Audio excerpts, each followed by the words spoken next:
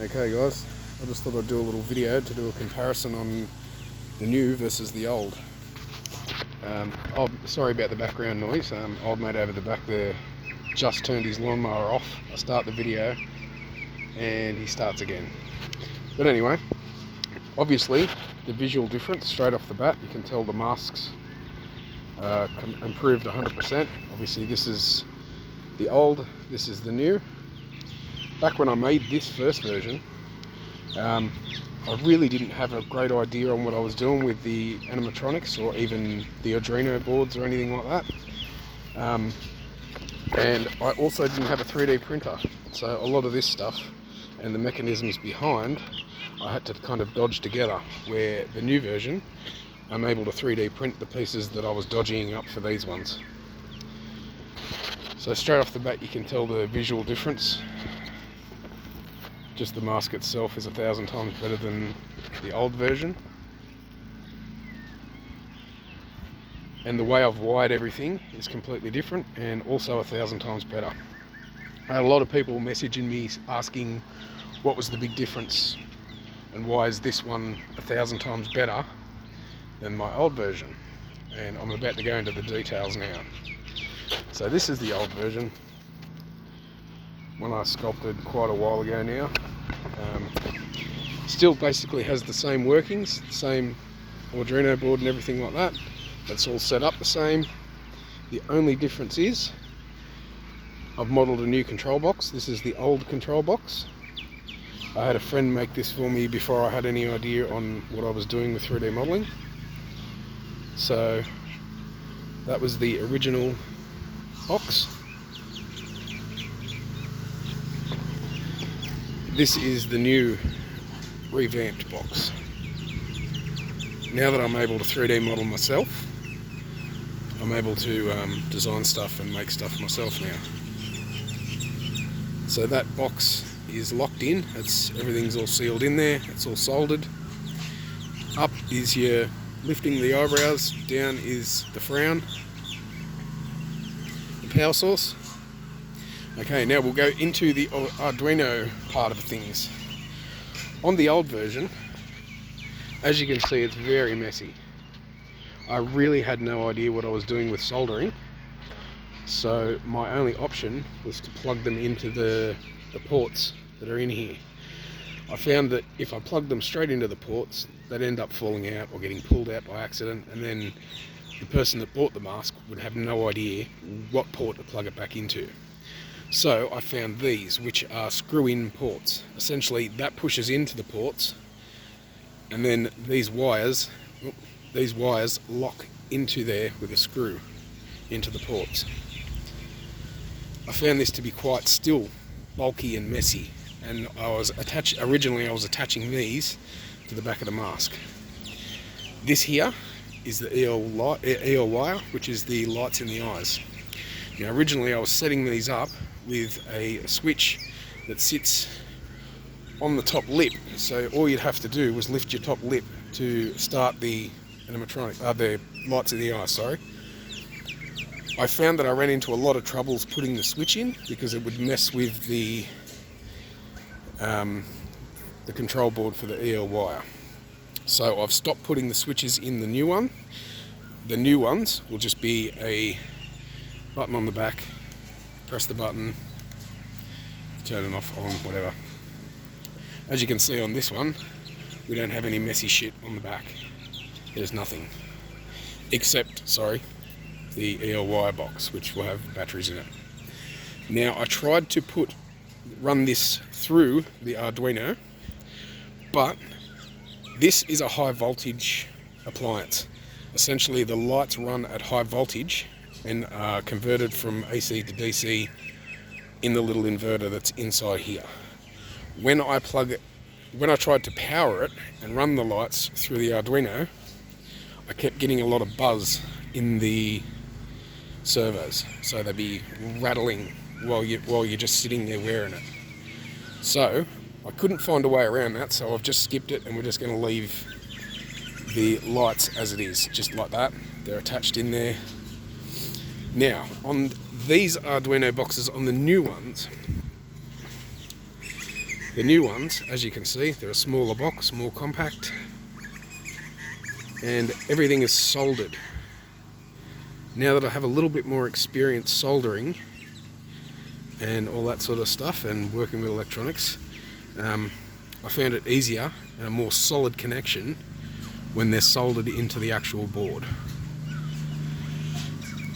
So for those wondering why I'm charging what I'm charging, the improvement is night and day.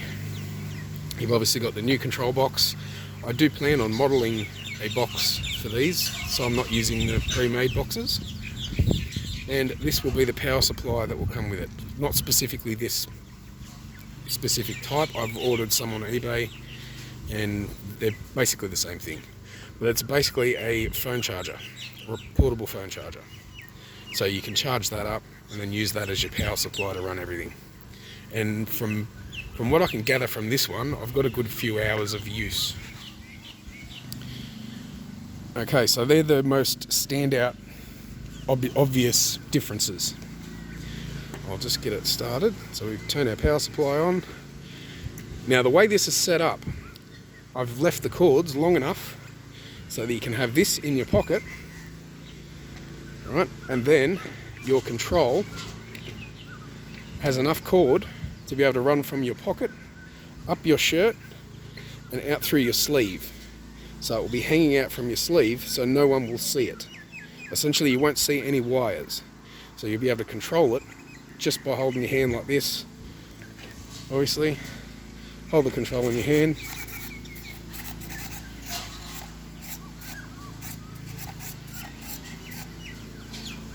But as you can see, with the 3D printed moving parts that I was able to make, it makes the movement more fluent. They are still a very big pain in the ass just to get everything moving and working the way you want it to. And I still really want to adjust the downstroke on the eyebrows, just so they don't point so far down. And they do stick just a little tiny bit, like that. But there's not a great deal I can do about that. I've tried adding sewing machine oil into this joint, which loosened everything up, gives a bit of free movement. But overall, these are just 1000% better than any of these first versions. I mean, not to shit on my own work, as back when I sculpted this,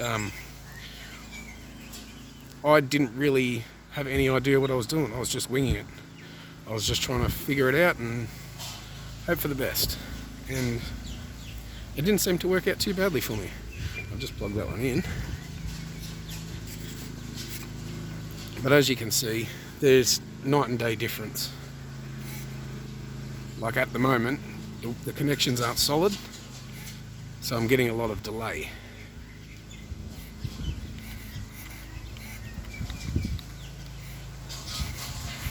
And this is a lot of the reason why I didn't want to make the animatronic ones to begin with. As hard as these are to make and as much work is in these masks, these ones were 1,000 times harder because I had to essentially dodgy make everything in here. Even the eyebrows. Essentially the eyebrows, I needed to cast the mask with the eyebrows filled with clay, and then once I pulled the cast of the mask with no eyebrows, I would cast these separately. And then what I ended up doing was making a mold and trying to create a pin for these. Where now, because this was 3D modelled, the pin was modelled into it and the eyebrows were modelled separately from the mask. So I'm able to do this now a lot easier than with this guy. As you can see, all the details and everything's been painted on that one, where this one hasn't. But this was just to give you guys a good idea on how they worked, what was going on, why I was saying these ones were 1,000 times better than these ones. Excuse me. Anyway, I'll be doing these for $500 US shipped. Plus shipping. And I will be doing them in batches. They are a lot of work, and I find it is a lot easier to do a batch of 5 or so than to make one at a time. So if you are looking at buying one, just keep your eye out on my page. I do plan to get majority of the masks done before I post them for sale, like I did with these ones. Just in the sense, I don't want you guys waiting forever. You know, you're paying good money for these masks. You know, I don't want to be taking your money and having you wait months or weeks or whatnot for me to finish masks, because some problems do arise. As you might have seen from my Instagram stories, we are in lockdown, and we have been for about 6 weeks. So even just getting supplies has been a little bit rough. Like I can't just even go to hardware stores, buy stuff, blah blah blah. I have to order online, go click and collect, go wait at the store and pick it all up, and all the rest of that jazz that goes along with this whole COVID nonsense. But anyway, I just thought I'd make this video just to give you all a better look at the mask. Unfortunately, I'm not going to be showing the inside of the mask because essentially it took me quite a while to figure it all out from this version to this version. So I kind of don't want to give away my secrets for somebody else to just go and do the same thing and undercut me, essentially. But if you've made it this far into the video, thanks for watching, and keep your eyes peeled. There'll be some more in the works very soon. At the moment as well, I've also been painting these with silver spray paint. Now the plan is, for the next batch, is to try cold cast some, which is essentially, I'll paint a silver pigment inside the mould, brush it in, and it sticks to the inside of the mould. So that when you cast the mask, the pigment sticks to the resin that's being cast into it. So essentially, when it comes out of the mould, it'll come out silver, and I won't need to paint. I'll only need to do the highlights and all the detail and the black, essentially. So keep your eyes peeled, and thanks for watching. As much as I don't really upload videos much to YouTube, I would like to start doing a few more. It just, the whole time thing. Also at the moment I'm doing homeschooling with my child because my wife works, and obviously the schools are all in lockdown as well. So trying to balance between getting my daughter's schoolwork done, getting mask work done, it's a bit of a juggle. Anyway, thanks for watching, and stay tuned.